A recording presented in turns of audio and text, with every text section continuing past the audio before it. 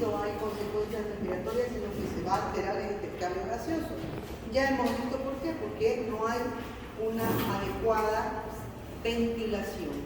Se mantiene una perfusión, pero no hay una adecuada ventilación, por lo tanto hay una alteración de la relación ventilación-perfusión, dando lugar a una desigual distribución o difusión más bien de oxígeno y de CO2. Por lo tanto, hay un ensanchamiento del gradiente alveolo arterial de oxígeno. Este ensanchamiento del gradiente alveolo arterial de oxígeno se refiere a una de las leyes de los gases que hablábamos, que los gases fluyen de un lugar de alta concentración a un lugar de baja concentración. Por lo tanto, en este caso, habiendo hipoxemia, no hay un flujo adecuado y hay más bien un ensanchamiento de este gradiente alveolo arterial. Por supuesto, hemos dicho que aumenta el trabajo respiratorio y el paciente puede llegar a tener una falla respiratoria o una insuficiencia respiratoria. Debido a que, además de la hipoxemia, hay un aumento del trabajo respiratorio, hay fatiga muscular y esa fatiga muscular es secundaria también a la hipoxemia. Necesitamos oxígeno para mantener vitales todas las células. Si hay hipoxemia, también hay hipoxemia de los músculos. Hay esta condición de hiperinsuflación, condiciona un aplanamiento del diafragma, por lo tanto el diafragma tampoco cumple una adecuada función durante la expiración. Se mantiene aplanado, no hay ese efecto de aumentar la presión elevándose en cada expiración. Hay consecuencias cardiovasculares que ya las hemos visto, que es el desarrollo de hipertensión pulmonar, y eso es secundario a la hipoxia alveolar.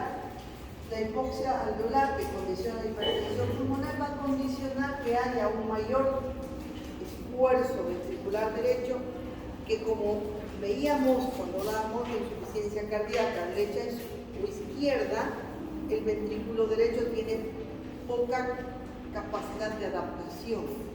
Cuando hay una mayor resistencia, tiene poca capacidad para adaptarse a una sobrecarga persistente de presión, que es lo que sucede cuando hay hipertensión pulmonar. Por lo tanto, si falla el ventrículo derecho, progresivamente va a dar lugar a falla ventricular izquierda. Entonces hay una insuficiencia cardíaca congestiva de origen pulmonar. El origen es pulmonar. Como es pulmonar, primero falla el ventrículo derecho y luego falla el ventrículo izquierdo.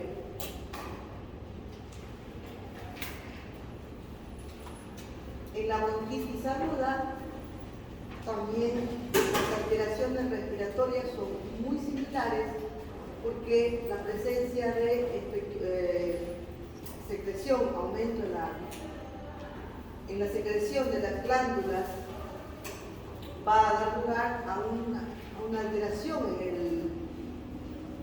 el diámetro de la vía respiratoria, sobre todo las de menor calibre, igual para condicionar aumento de la presión capilar pulmonar, aumento de la presión a nivel del ventrículo derecho, que va a dar lugar a falla del ventrículo izquierdo y falla cardíaca congestiva. Ambos trastornos, tanto el asma como la bronquitis, habíamos dicho que van a determinar un estado que se llama enfisema. En el enfisema existe una combinación de trastornos que aparecen en un asma crónico y que aparecen en una bronquitis crónica. Aquí la característica es una extensión progresiva de los alvéolos por el trastorno básico que es el atrapamiento aéreo, donde se van rompiendo las paredes alveolares, se van convirtiendo en unos sacos alveolares donde existe ingreso de aire, pero como no hay una adecuada o una integridad de la membrana alveolar, no hay intercambio gaseoso, aumenta progresivamente el espacio muerto fisiológico, aumenta el volumen residual al aumentar estos espacios donde se acumula el aire. Las manifestaciones ya las habíamos visto. Fisiopatológicamente hay una combinación de elementos que aparecen tanto en el asma como en la bronquitis crónica.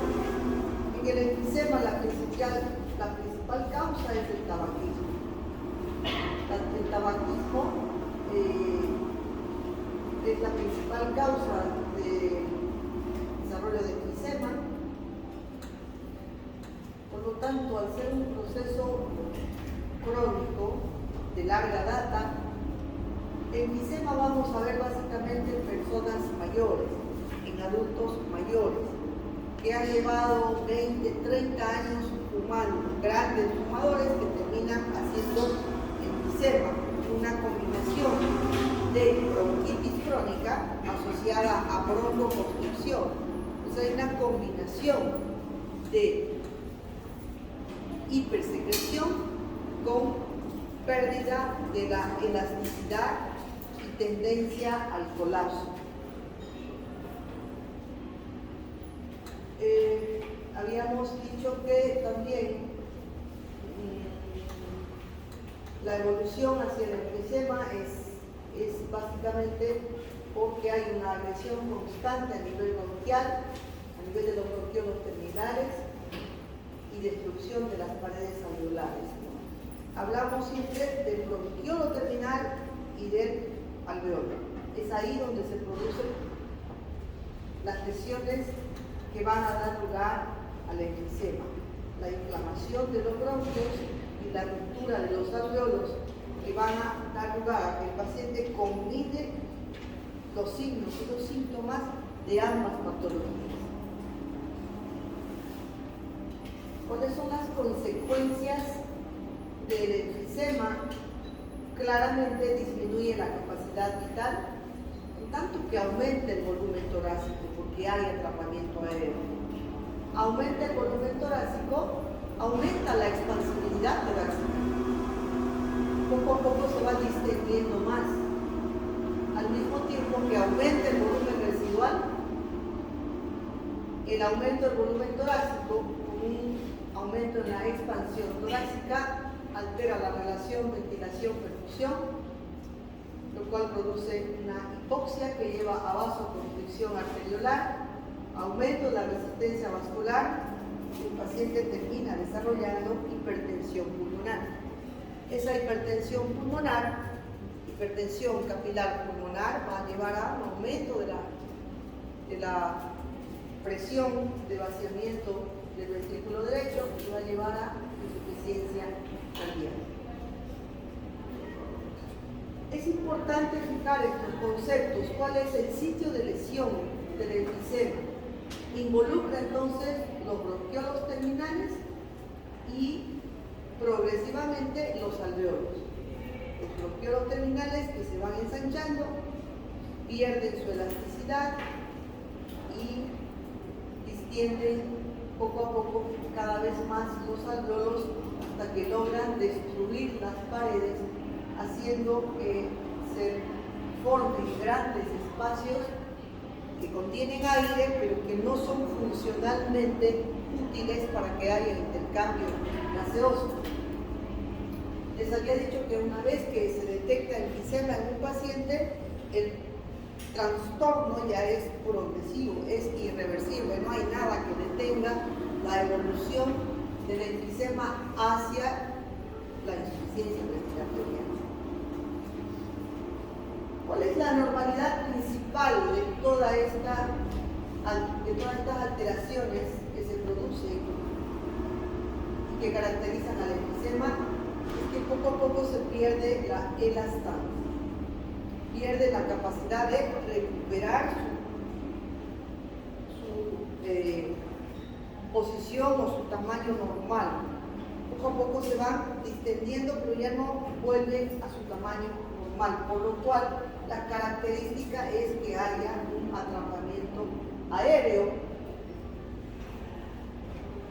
Durante la inspiración entra aire y tendencia al colapso de estas cavidades que poco a poco se van destruyendo las paredes, provocando entonces un trastorno obstructivo. La evolución del asma crónico, que no se controla, la bronquitis crónica con efectos cardiovasculares van a terminar en este cuadro que se llama enfermedad pulmonar obstructiva crónica, EPOC. Aquí entonces hay una combinación de estas dos patologías y hay un síndrome obstructivo crónico muy similar al asma, pero se diferencia del asma porque una vez que uno detecta EPOC, igual que el enfisema, ya es un cuadro irreversible.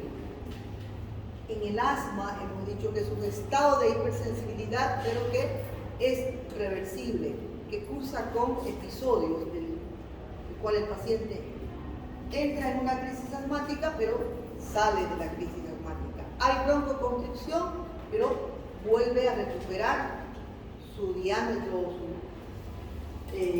normal. Como dice aquí, en el asma hay resolución completa de la crisis. El bronquio vuelve a tener su tamaño, su diámetro normal. Pero una vez que aparece este cuadro clínico, eso ya es constante, quiere decir que hay broncoconstricción constante, que hay sibilancias todo el tiempo y que responden muy poco al tratamiento. ¿Cuáles son los factores de riesgo para desarrollar un EPOC? Principalmente el tabaquismo. El tabaquismo que está dentro de estos factores que se han visto, que se citan como factores modificables. La polución ambiental, la hiperreactividad bronquial, el estado nutricional y también el alcoholismo. No son modificables la edad. A mayor edad, mayor predisposición a desarrollar enfermedad pulmonar obstructiva crónica. El sexo es más frecuente en varones, déficit de esta enzima y también predisposición familiar. Como siempre decimos, hay enfermedades, hay enfermos, no enfermedades.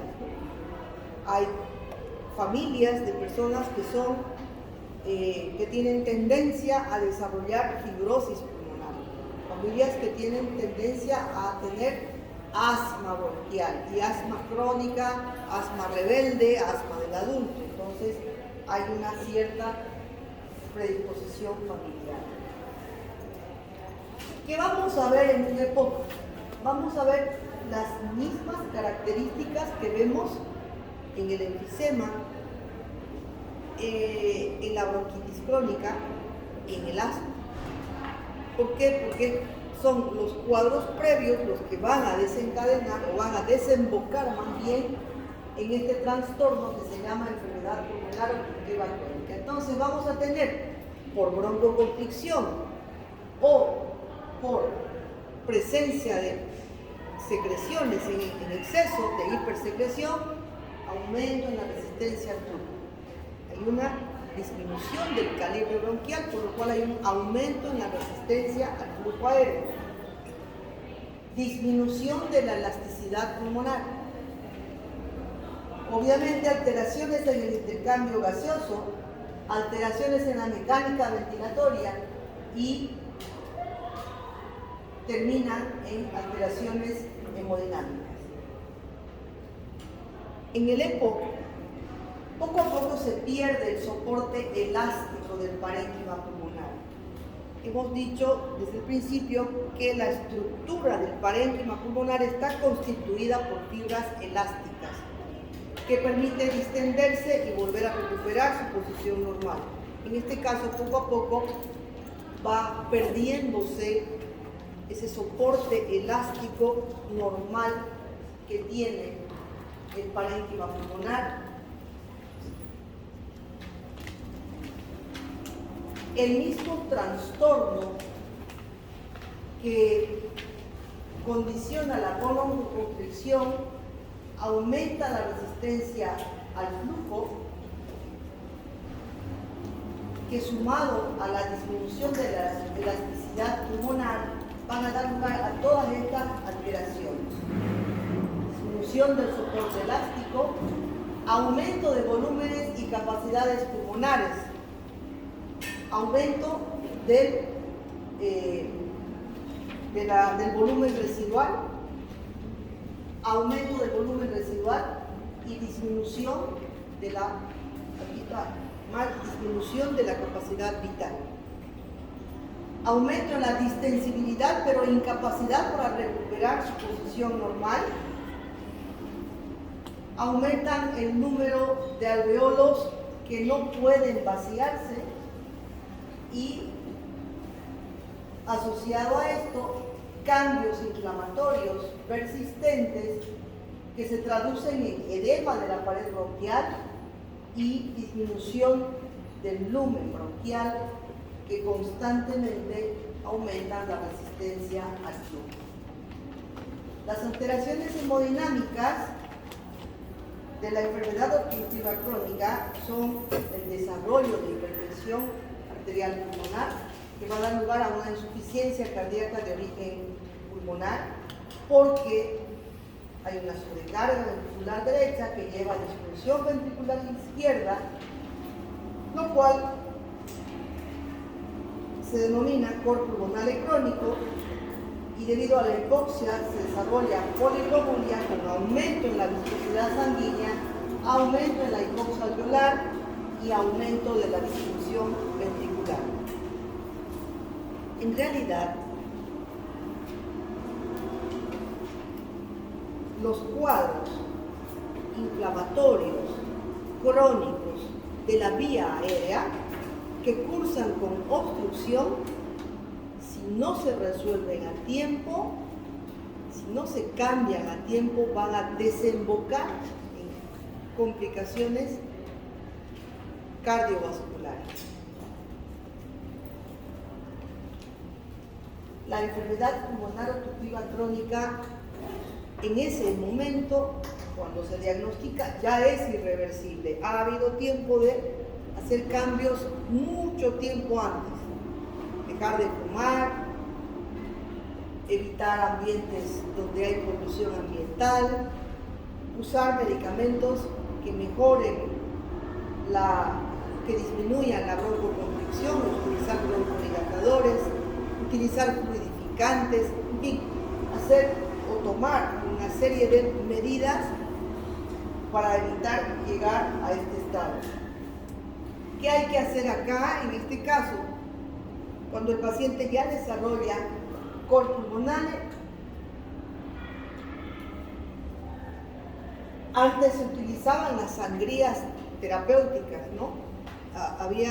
Estos pacientes llegaban a tener 6 millones, 7 millones, o llegan a tener, de glóbulos rojos, lo cual aumenta la densidad o la viscosidad sanguínea. Le hacían las, ¿qué se llamaban?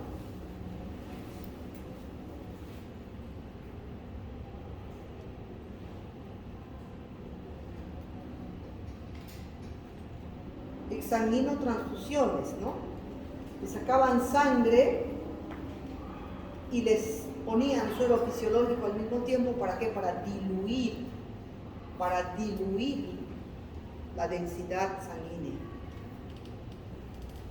Pero el cuerpo tiene una forma de reaccionar de manera siempre compensadora, porque si te sacan medio litro de sangre, lo diluyen, pero lo diluyen con suero fisiológico. Igual, el problema fundamental de la insuficiencia respiratoria va a condicionar hipoxia y va a seguir la producción de eritropoyetina, es decir, el problema básico no se soluciona. Más bien existe un efecto, una respuesta compensadora. Siempre que disminuye el volumen, comienzan mecanismos de respuesta, como son el mecanismo renina-angiotensina-aldosterona, mayor producción de de eritropoyetina, disminución del volumen urinario, disminución de la filtración glomerular. Es decir, todo tiene un mecanismo de compensación que antes, cuando se tomaba estas medidas, pues solucionaban por unas cuantas horas la hipoxia, pero al día siguiente, 24, 36, 48 horas, nuevamente la hemoglobina y la densidad plasmática, la viscosidad sanguínea aumentaba. Entonces es una situación compleja de tratamiento donde hay que tratar la insuficiencia cardíaca izquierda, hay que tratar de disminuir fundamentalmente la presión capilar pulmonar, porque es ahí donde se ha iniciado la falla ventricular derecha. ¿Alguna pregunta sobre esto? Bueno, está clarísimo, ¿verdad? Bueno, hasta ahí nosotros hablamos de síndromes obstructivos. Ahora vamos a ver los síndromes restrictivos.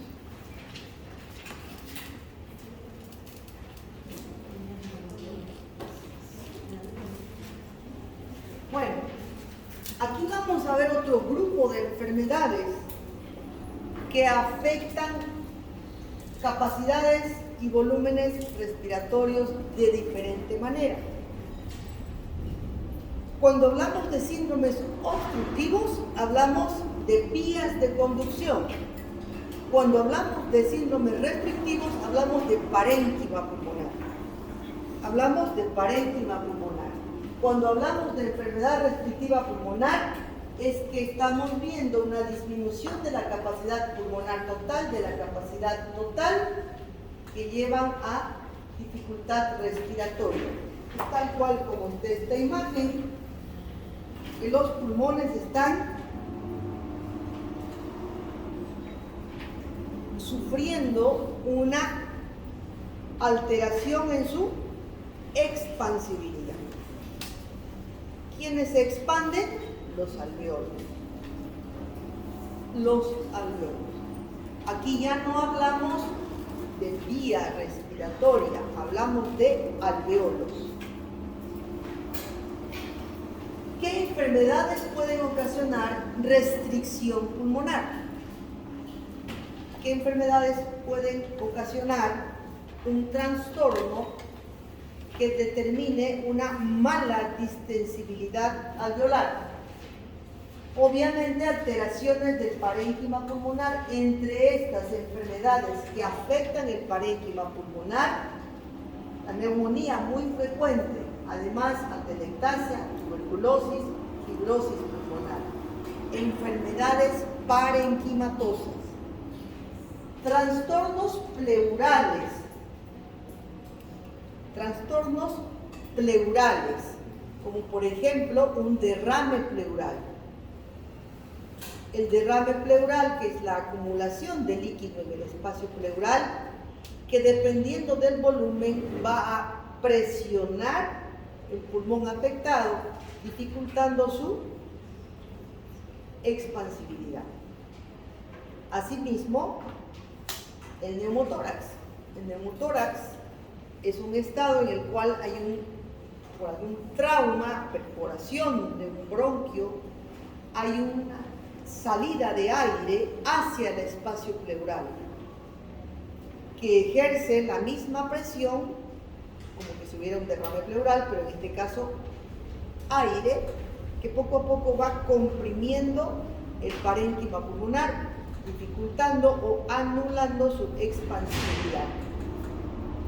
Deformidades, traumas o también obesidad. Deformidades como una cifoescoliosis severa, tórax inestable, sucede mucho por accidentes de tránsito, el volante comprime y fractura todas las costillas, o accidentes por aplastamiento, por ejemplo, algún trabajador que se le derrumbe toda una pared, un albañil que se le derrumbe toda una pared y que produzca múltiples fracturas.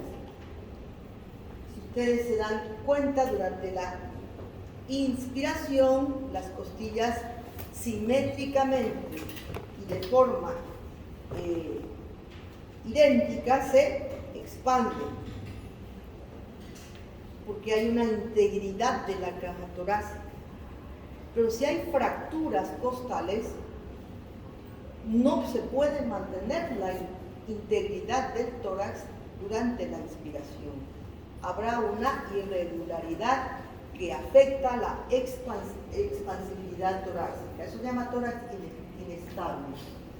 También la obesidad extrema, el acúmulo excesivo de grasa a nivel tóraco-abdominal, determina una compresión extrínseca del tórax, determinando también una disminución de la capacidad de la distensibilidad de la pared torácica. El extremo se llama síndrome de Pickwick. ¿Alguien podría explicarme qué es, o si ha leído sobre el síndrome de Pickwick? ¿No? El síndrome de Pickwick se llama así porque en un libro de Charles Dickens aparece un personaje que era bastante obeso y que era rubicundo, cianótico, y que mientras estaba conversando se dormía. Relata episodios en los cuales el paciente, este señor Pickwick, se dormía en conversaciones, estando sentado, estando comiendo, se dormía. Entonces de ahí viene el denominado síndrome de Pickwick. Es aquel paciente que entra en una narcosis por acúmulo de CO2 debido a insuficiencia respiratoria crónica derivada de la obesidad, que disminuye la expansibilidad torácica y por lo tanto el paciente tiene una respiración superficial con acúmulo de CO2. Entonces el paciente está hipóxico y por lo tanto cianótico. Está, además de cianótico, rubicundo por la gran cantidad de glóbulos rojos que tiene, desarrolla poliglobulia, pero además está con un CO2 constantemente elevado, que hace que el paciente tienda a dormirse. Se llama síndrome de Pickwick. Alteraciones neuromusculares como el Guillain-Barré o enfermedades que ocasionan distrofias musculares. En el Guillain-Barré lo que sucede es una alteración a nivel de la placa muscular, donde se bloquea una enzima, la acetilcolina, y el músculo pierde la capacidad contráctil. Es una enfermedad que viene posterior a casi siempre a una enfermedad viral, donde hay una respuesta inmunitaria que determina esta afección. Habitualmente, afecta músculos estriados, habitualmente de manera ascendente. Empieza el paciente a presentar debilidad distal de los pies hacia ascendente, y que si no se diagnostica a tiempo, pues puede llegar a paralizar los músculos respiratorios. En esas circunstancias el paciente pierde la capacidad de expandir respiratorio. Acetilcolina.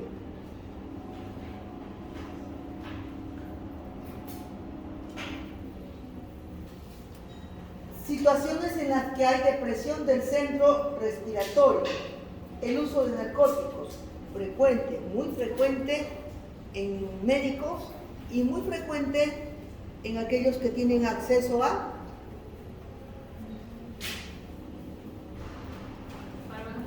fármacos. ¿Sí? ¿Fármacos? ¿Perdón? ¿Cómo? Morfina o opioides mayores, que son inductores de anestesia, como el fentanilo, ¿no? Muchos se hacen adictos y cada vez necesitan una mayor dosis para alcanzar esa sensación de euforia que ocasionan, y entonces, como se inyectan solo, pues se le va la mano, ¿no? Y hacen paro respiratorio. Hay una depresión del centro respiratorio y hacen paro respiratorio. También por anestesia o por diferentes tipos de barbitúricos.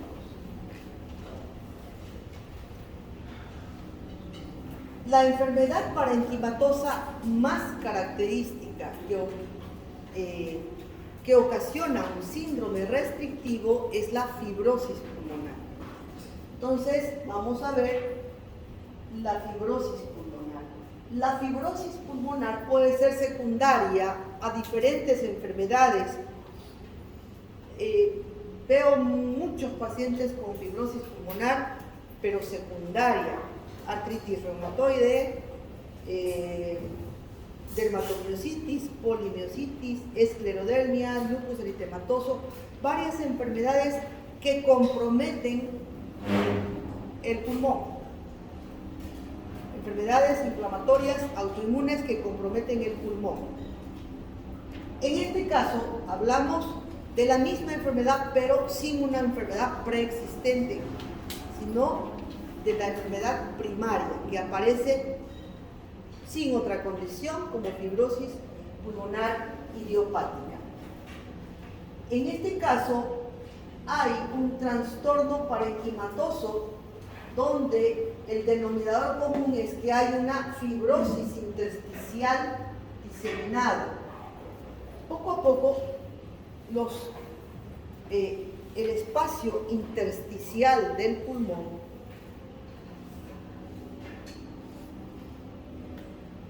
se inflama, y luego de inflamarse se fibrosa. En lugar de haber un tejido intersticial elástico, se reemplaza por un tejido fibroso, que dificulta la expansibilidad. Incrementa la recuperación elástica, es decir, tiende al colapso. El tejido que rodea los alveolos se endurece y tiende a comprimir el alveolo. Este es un proceso difuso que altera la recuperación elástica, es decir, tiende al colapso, al mismo tiempo que disminuye la distensibilidad pulmonar. Hablamos de una fibrosis pulmonar cuando hay una inflamación de la pared alveolar y del intersticio alveolar, lo que determina destrucción de toda la arquitectura parenquimatosa. Comienza, fíjense gráficamente, es difusa, por lo tanto aparecen áreas de fibrosis Hoy día vi una tomografía así terriblemente alterada, comienza así difusa, pero luego va afectando cada vez más y todo el pulmón. Tal cual aquí. Imagínense ustedes nuevamente todos los espacios que tiene que atravesar el oxígeno y el dióxido de carbono para el intercambio gaseoso. Con una inflamación, engrosamiento de las paredes alveolares, un aumento del intersticio.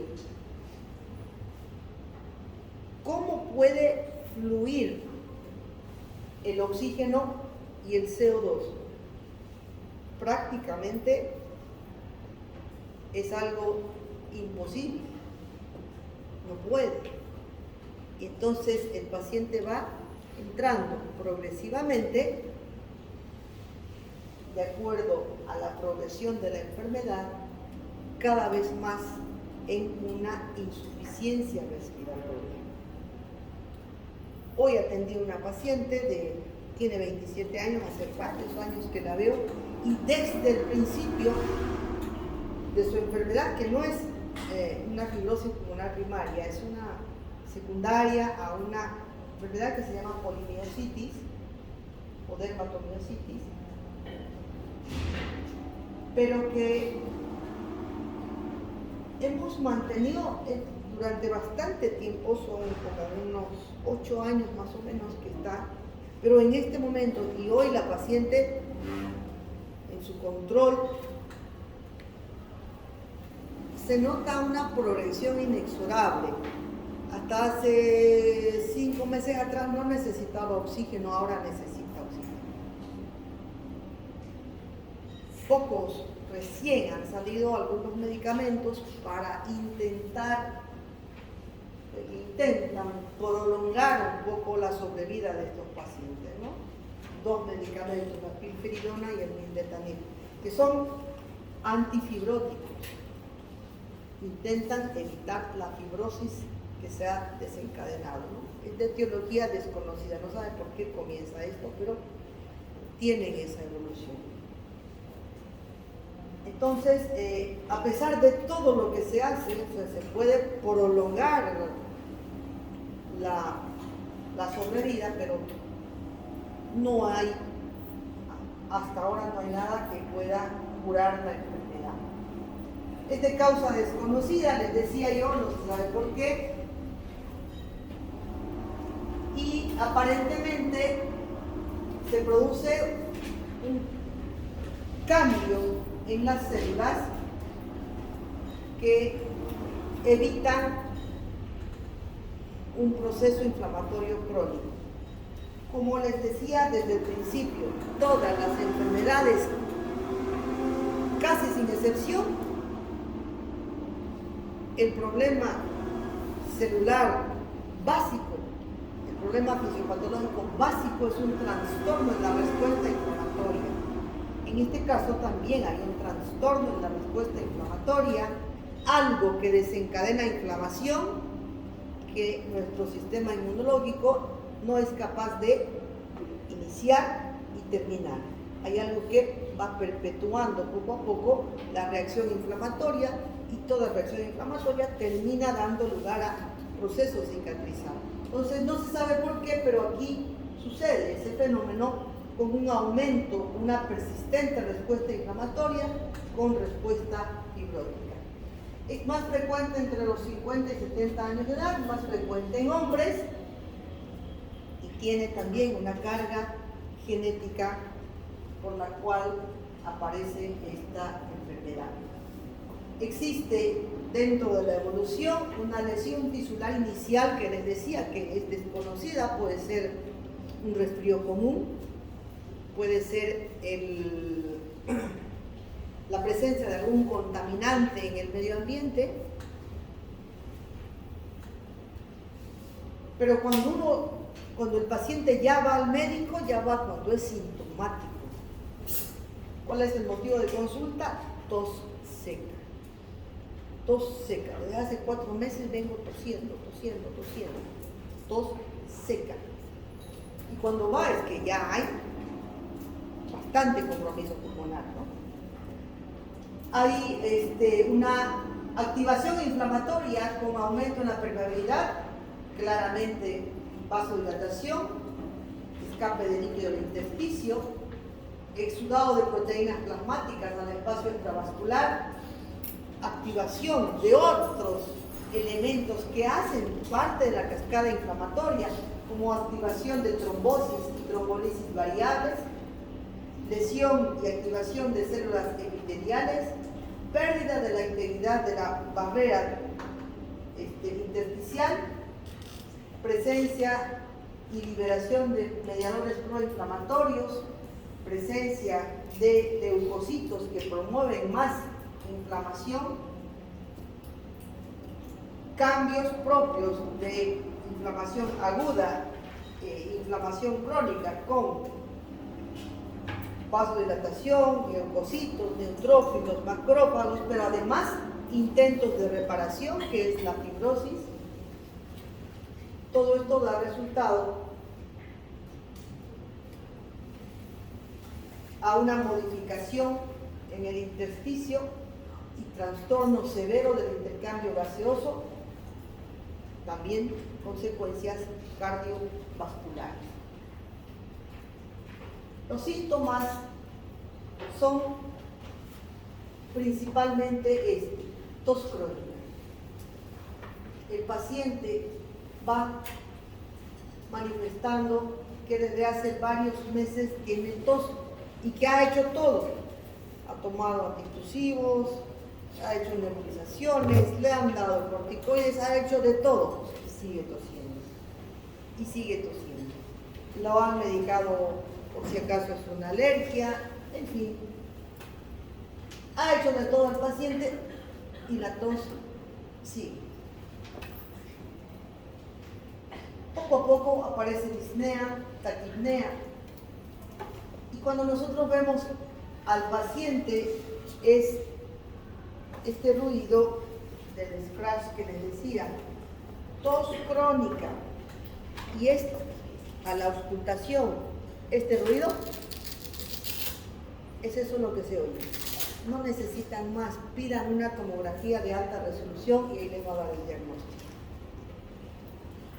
Ese ruido que hace este scratch es el ruido de despegamiento forzado de los alveolos que intentan distenderse. Distentores inspiratorios secos, finos, difusos, de vértice a base, tanto en el lado izquierdo como en el lado derecho.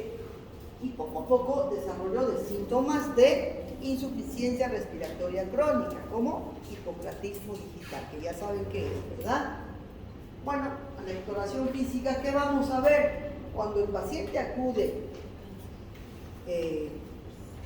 tempranamente con tos crónica, no vamos a ver hipoclatismo digital, tal vez no va a estar disneico, vamos a tener solamente esos dos elementos que les digo: tos seca y a la auscultación crépitos inspiratorios. Mientras más temprano el diagnóstico, le daremos una mayor sobrevida al paciente. Poco a poco va desarrollando signos de insuficiencia respiratoria crónica. El paciente, como mi paciente de hoy, con disnea y tos, sigue la tos, disnea y tos. Pero además, signos de compensación, como taquicardia. El paciente tenía hoy 113, 112 de frecuencia cardíaca en reposo, y apenas en reposo con esa frecuencia cardíaca saturaba 90, 91, 90, 89. Y además, siempre hay que auscultar, ¿no? ¿Qué vamos a buscar en un paciente que ya tiene hipertensión pulmonar secundaria a enfermedad pulmonar. Desdoblamiento fijo del segundo ruido en foco pulmonar. Desdoblamiento fijo. Normalmente, si ustedes inspiran, se desdobla. Se puede escuchar el desdoblamiento del segundo ruido. Pero expira y ya no se oye. Cuando hay hipertensión pulmonar, el desdoblamiento es en inspiración y expiración y es constante. Se oye el desdoblamiento, el paciente tiene desdoblamiento. Ustedes vean un paciente con tos crónica, crépitos, le ponen el fonendoscopio en el foco pulmonar, está desdoblado, el paciente ya tiene hipertensión pulmonar. Ya tiene hipertensión pulmonar. Desdoblamiento fisiológico, eso es otra cosa. Fisiológicamente el segundo ruido se desdobla durante la inspiración. Pero desdoblamiento fijo en inspiración y expiración es hipertensión pulmonar y es patológico. Eso tiene un significado, ¿no? Entonces, tos crónica, crépitos, desdoblamiento fijo del segundo ruido ya es un proceso avanzado. Bueno, ya después van apareciendo pues signos de insuficiencia cardíaca derecha, ¿no? Sobrecarga del corazón derecho, aumento de la presión venosa yugular, regurgitación de cuspidia, tercer ruido cardíaco derecho. Y en las pruebas de función pulmonar habrá un patrón restrictivo, la gasometría con hipoxemia y la CO2 alta con una baja saturación de oxígeno. Otros cuadros que ocasionan restricción pulmonar no son difusos, son localizados, como esto, que es una atelectasia pulmonar. Hablamos de atelectasia cuando por tendencia natural fisiológica del parénquima pulmonar se produce un colapso de un segmento o de un lóbulo. Si este es un bronquio,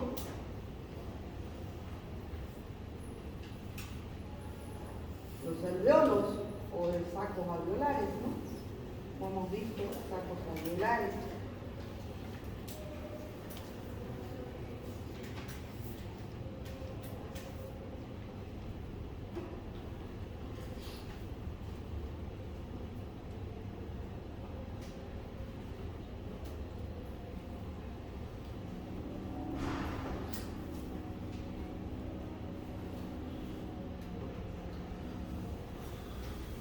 ¿Qué pasa si un tumor crece y obstruye el ingreso de aire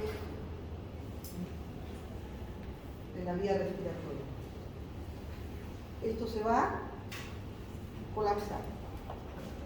Eso es una atelectasia. Mientras más gruesa la vía respiratoria que se afecte, mayor el segmento de parénquima colapsado. No solamente un tumor. Lo más frecuente, la causa más frecuente de atelectasia es en la recuperación postquirúrgica inmediata, donde el paciente en una cirugía prolongada está intubado,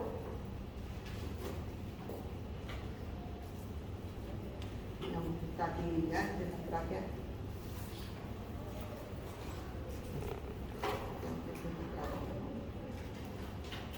tráquea, bronquio derecho, bronquio izquierdo, este es un segmento pulmonar.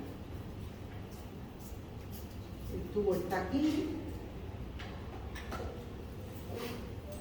pero la mucosa bronquial siempre está produciendo ¿qué?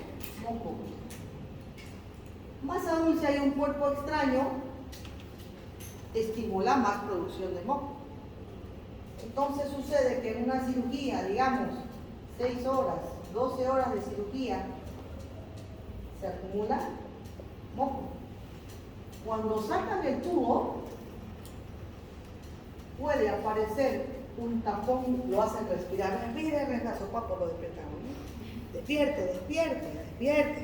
Lo despierta, ¿y despierta qué? Tosiendo. Despierta con tos. Entonces moviliza secreciones y puede llegar a obstruir. Y si obstruye, digamos aquí que obstruya un tapón mucoso, todo este segmento, ¿qué sucede? Se colapsa. Eso es una atelectasia. Entonces, sucede que se produce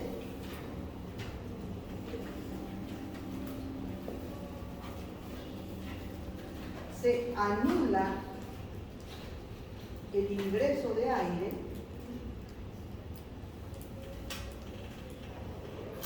dependiendo del calibre del bronquio, como está ahí. Se obstruye la vía respiratoria y se produce un colapso. Dependiendo del tamaño o del segmento colapsado, habrán manifestaciones respiratorias. Podrá haber una insuficiencia respiratoria leve o podrá haber una atelectasia masiva. Por ejemplo,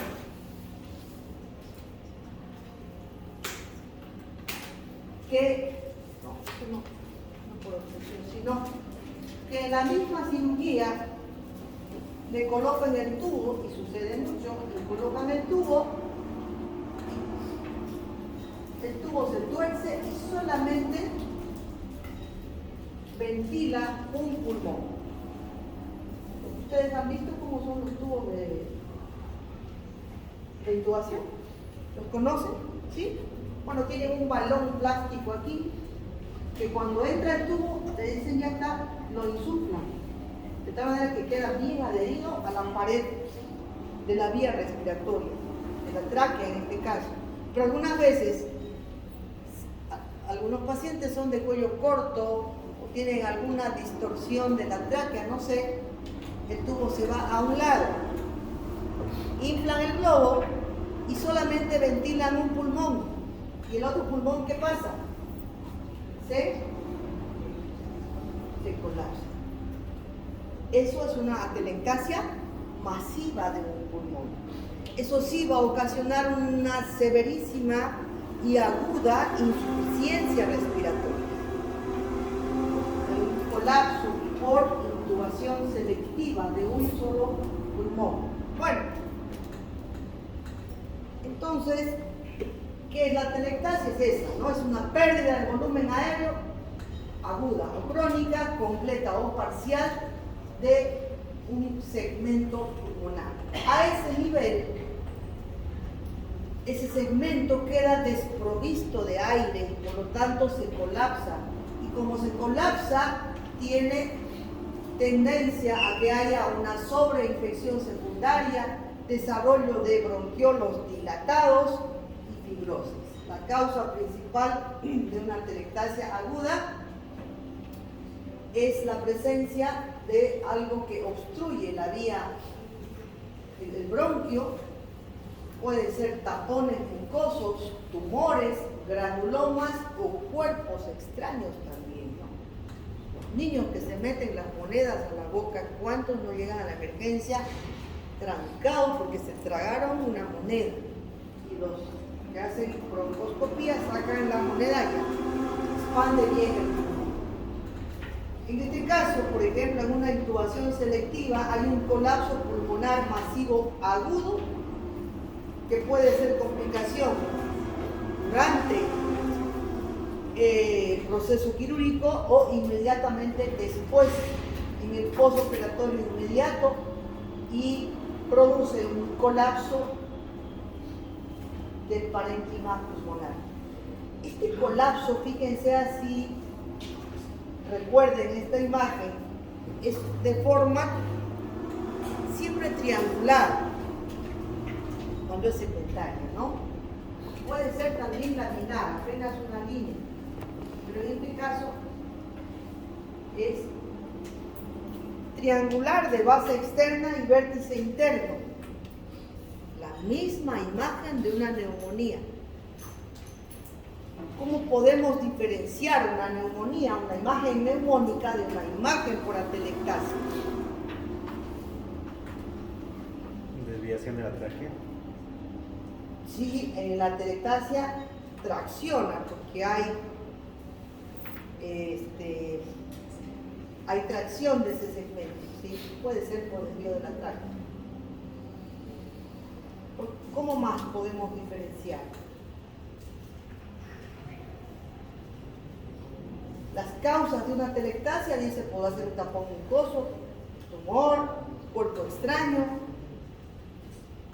pero las causas de una neumonía es siempre un proceso infeccioso, por lo tanto el paciente tendrá fiebre, tos y expectoración, cuadro clínico, pero además, cuando van a ver ustedes,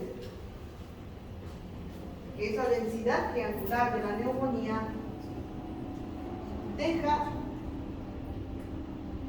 bronquios con aire, que es un signo radiológico que se llama broncograma aéreo. En la atelectasia no, porque hay colapso, hay obstrucción. Esa es la diferencia radiológica. Además de que clínicamente es diferente también, ¿no? Dependiendo del grado de la atelectasia, habrán cambios hemodinámicos, cambios respiratorios y, por ejemplo, aquí tenemos una atelectasia del lóbulo medio, aquí tenemos una atelectasia del lóbulo superior, esta también, otra atelectasia, diferente tipo de atelectasia. Fíjense cómo queda el pulmón, queda colapsado, en este caso la base del pulmón está colapsada. Como les decía, una atelectasia masiva, por ejemplo aquí, les decía que dependiendo de la velocidad con que se colapsa el pulmón, de la extensión del colapso, los síntomas serán cada vez mayores. Hay atelectasias laminares que no dan síntomas, o atelectasias masivas que el paciente fallece, ¿no? En principio, el paciente con una atelectasia segmentaria va a tener síntomas, va a tener signos de insuficiencia respiratoria, por lo tanto el paciente va a empezar a hiperventilar y a tener disnea. Como hiperventila y hay un colapso de un segmento, el paciente rápidamente desarrolla hipoxemia, cae la presión arterial de oxígeno y dependiendo del tamaño del área colapsada, pues habrá desarrollo de insuficiencia respiratoria, aumento de los valores de CO2.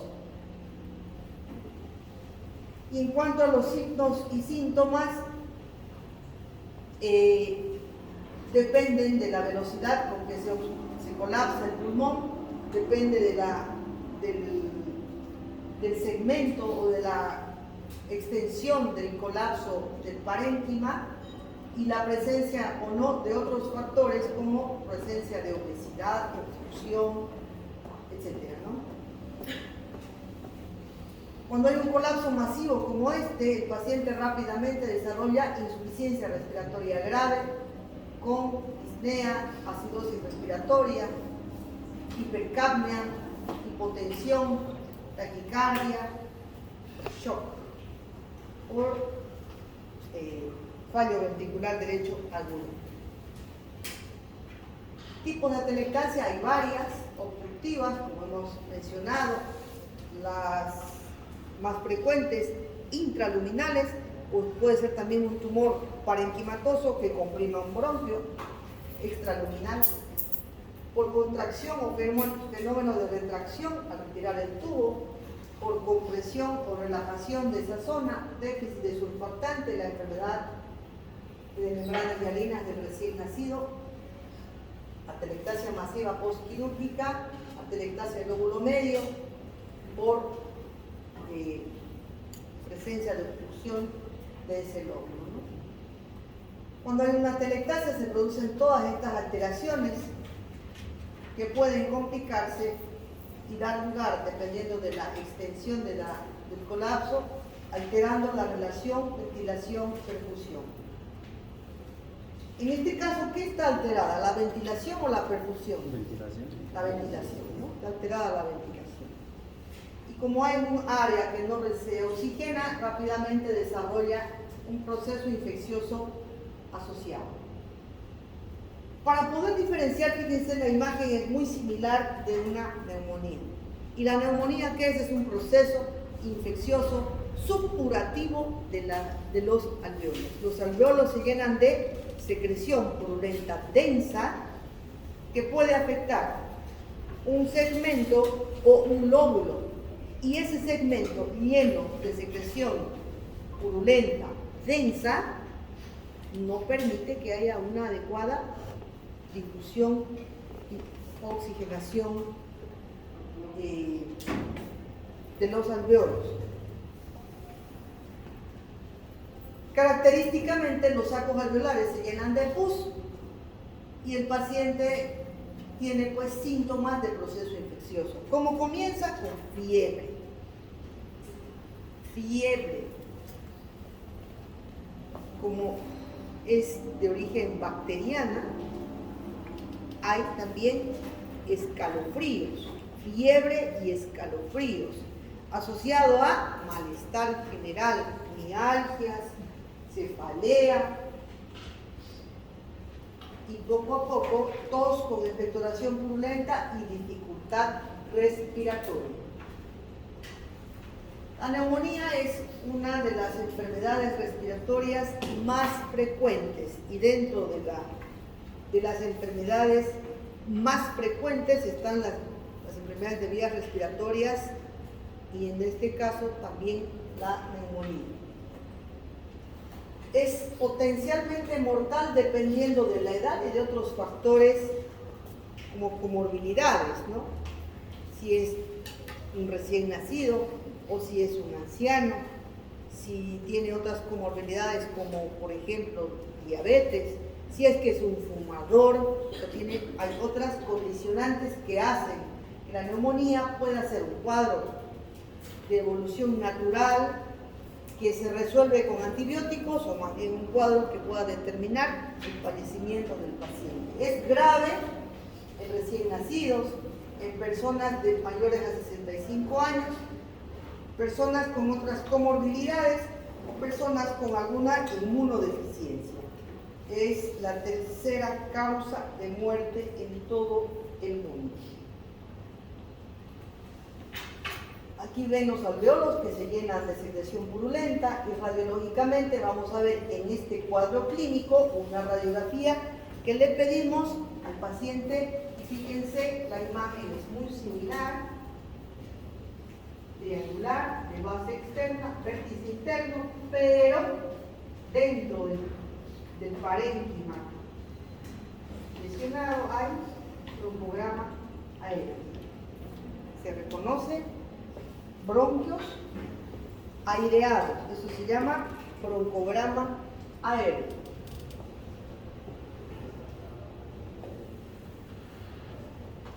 ¿Por qué es restrictivo? ¿Por qué es un síndrome restrictivo?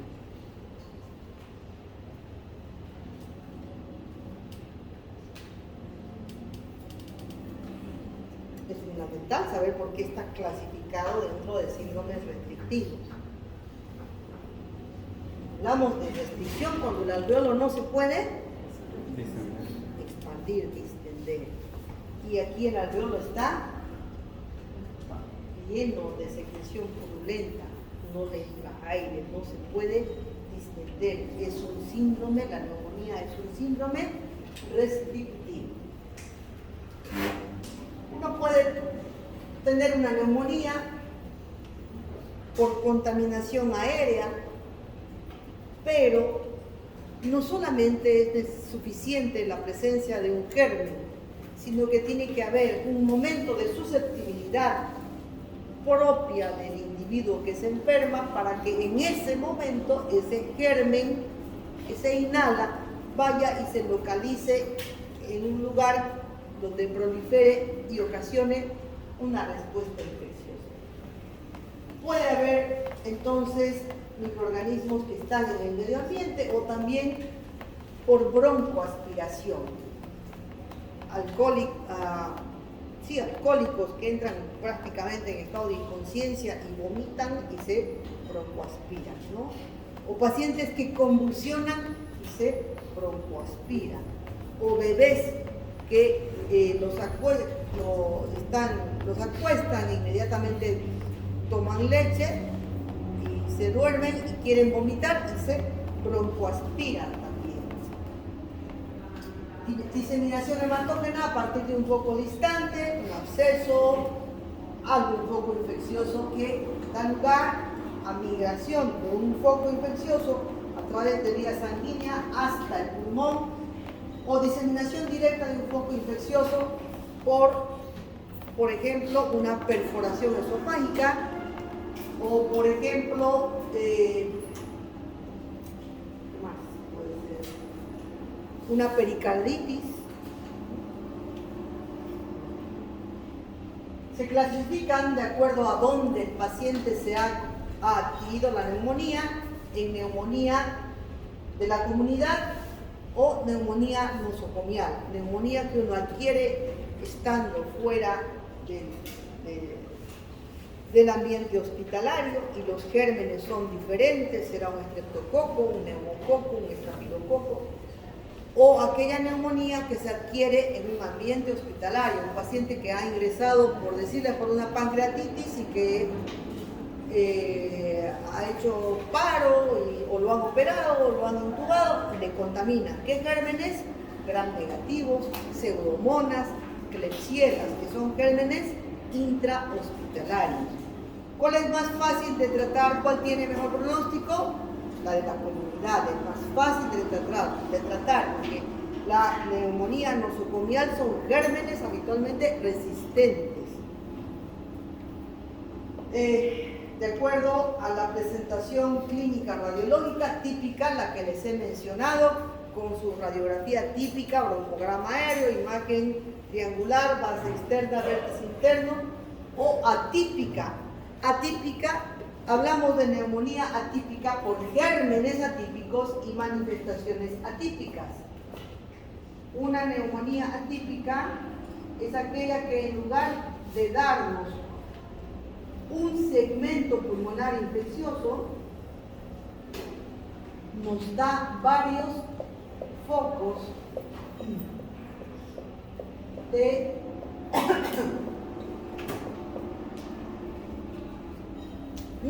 focos de microabscesos, digamos así, focos pequeños que se presentan en ambos campos pulmonares. Esta es una presentación típica y la otra es una presentación atípica. Neumocistis, por ejemplo, o gérmenes poco frecuentes que ocasionan neumonía atípica.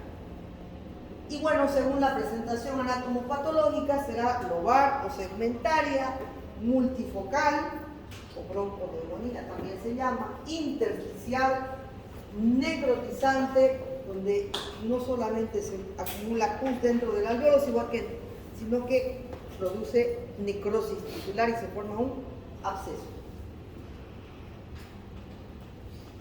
Neumonía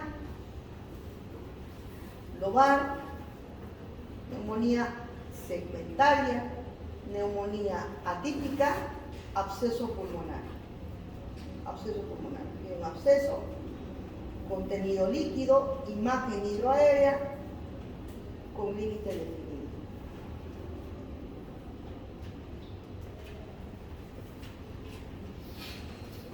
Factores de riesgo para desarrollar una neumonía. enfermedades pulmonares previas, como por ejemplo EPOC, fibrosis, asma, bronquitis crónica, todas esas enfermedades pulmonares previas, diabetes mellitus, insuficiencia renal, cirrosis hepática y más de 65 años de edad. Otras como paciente internado, broncoaspiración, alcohólicos, recién nacidos, pacientes que convulsionan, esplenectomía previa, paciente esplenectomizado por cualquiera sea el motivo, presenta una susceptibilidad al neumococo, entonces por eso debe vacunarse todos los años con vacuna antineumocócica, desnutrición severa y alcoholismo crónico. Hay 4 etapas en la neumonía. La primera etapa, donde hay, una vez que ingresa el germen y se localiza en un lugar del parénquima pulmonar, hay una respuesta inflamatoria, exudado proteínico que se sobreinfecta. Primero es un trasudado de características similares a las del plasma, pero luego por la presencia del germen y los macrófagos se hace purulento, llenando los alveolos de esta secreción. Entonces es una fase inicial. Luego viene una fase de gran afluencia vascular, respuesta inflamatoria aguda, vasodilatación, gran congestión, que se llama fase de hepatización roja. Luego viene ya la fagocitosis, dando lugar a secreción purulenta, depósitos de fibrina,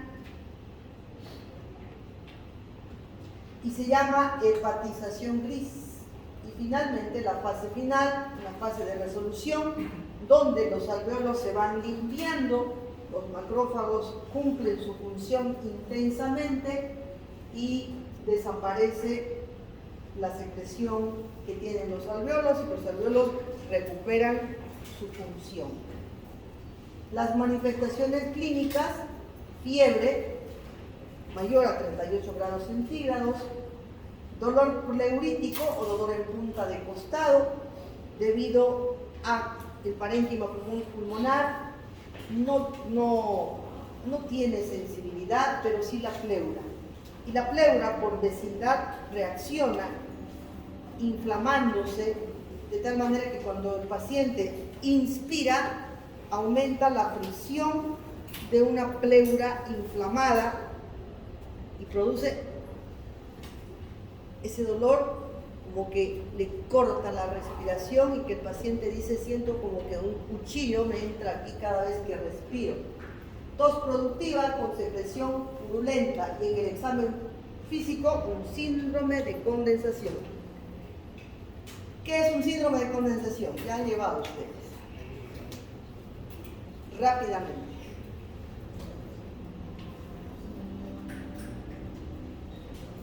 Ahí está el alveolo, un alveolo normal y un alveolo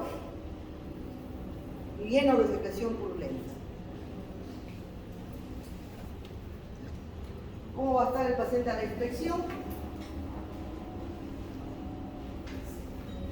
Febril, taquicárdico y con diferente intensidad de signos de dificultad o insuficiencia respiratoria. La palpación: ¿cómo van a estar las vibraciones vocales?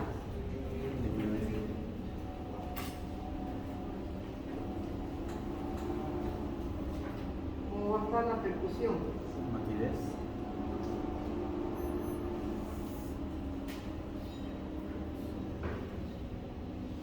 ¿Perdón? Matidez pulmonar. Matidez. ¿Y la auscultación? Estertores. ¿Estertores? ¿Qué tipo de estertores?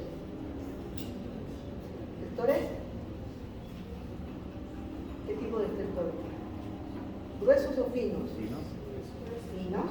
No, gruesos con bronquios grandes. Aquí estamos hablando de alveolos. bronquiolos y alveolos, por lo tanto, finos. Inspiratorios o expiratorios. Respiratorios. Inspiratorios. ¿Qué más?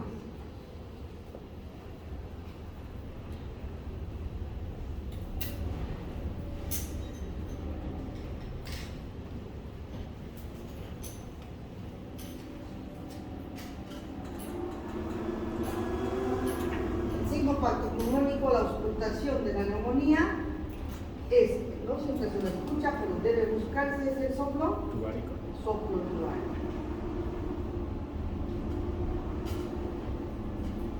Síndrome de condensación. Pero no hay que aprenderlo de memoria. Esto es simple razonamiento fisiopatológico. Imagínense a ustedes que pueden dibujarse, aquí la imagen. Imagínense ustedes que tienen aquí todo este lleno de pus. Si el alveolo está, el conjunto de alveolos está lleno de secreción purulenta,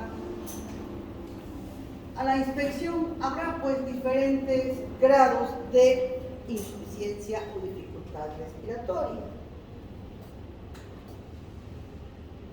A la palpación le vamos a pedir al paciente que diga 33, 33 y vamos a llegar aquí y ¿qué va a pasar? No se va a sentir. Las vibraciones vocales se van a transmitir o no. Disminuido, dependiendo de la grado. ¿Qué diferencia hay con un derrame pleural? Síndrome de derrame pleural. El líquido acumulado no deja que las vibraciones vocales se transmitan, por ende Están aquí abolidas. ¿Y aquí? Disminuido. están disminuidas. ¿Seguro? Síndrome de condensación.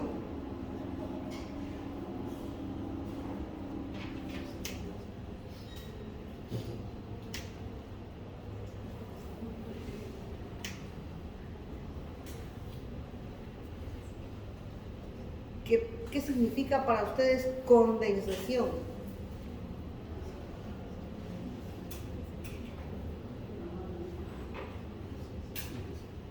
Cuando en el espacio aéreo empieza a haber ocupación por más que todo líquidos o te esas secreciones bronquiales.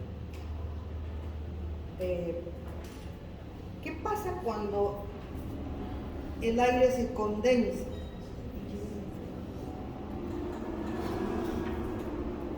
O el agua se condensa en el refrigerador, en el freezer, digamos. Empieza el líquido. Empieza a consolidarse, a hacerse sólido. Por lo tanto, las vibraciones vocales se transmiten más fácilmente. Por lo tanto, las vibraciones vocales están Aumentar. aumentando. A la percusión significa que hay contenido purulento ahí. Percutiremos aire, aire, aire y de pronto matidez a la percusión. Y como hay secreciones en alveolares, habrá durante la inspiración despegamiento de secreción mucosa durante la inspiración. ¿En qué lugar? Bronquiolos, terminales y alveolos. Por lo tanto, son estertores finos. Finos. Pero la característica es que aquí la auscultación es normal, aquí es normal, aquí hay estertores. Hay estertores localizados ahí. Y la presencia de soplo tubario, que es el ingreso en un segmento condensado, queda atrapado un bronquio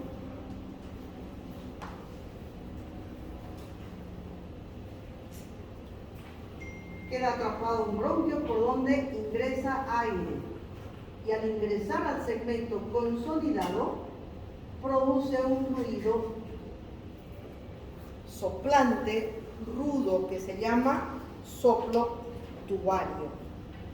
Aquí murmullo vesicular normal. Aquí crepitoso, y debemos buscar soplo tubario. ¿En qué rato lo vamos a escuchar? Durante la inspiración. Síndrome de condensación.